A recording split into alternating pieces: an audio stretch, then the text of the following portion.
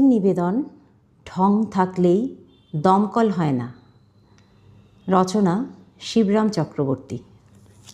আগুনটা লাগতেই গোবর্ধন ক্যাশ বাক্সটা হাতিয়ে আর হর্ষবর্ধন ভাইকে বগল দাবাই করে বেরিয়ে এসেছেন কারখানা থেকে।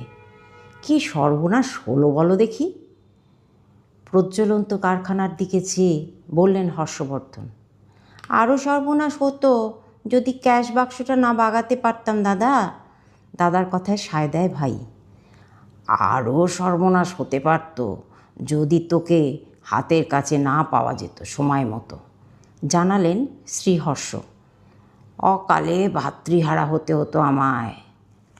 কি করা যায় এখন? গোবরার জিজ্ঞাসা। আগুন না নেভাতে পারলে গোটা কারখানাটাই তো পুড়ে যাবে দাদা, পুড়ে তো ছাই হয়ে যাবে। ওর গোটা মুখটাই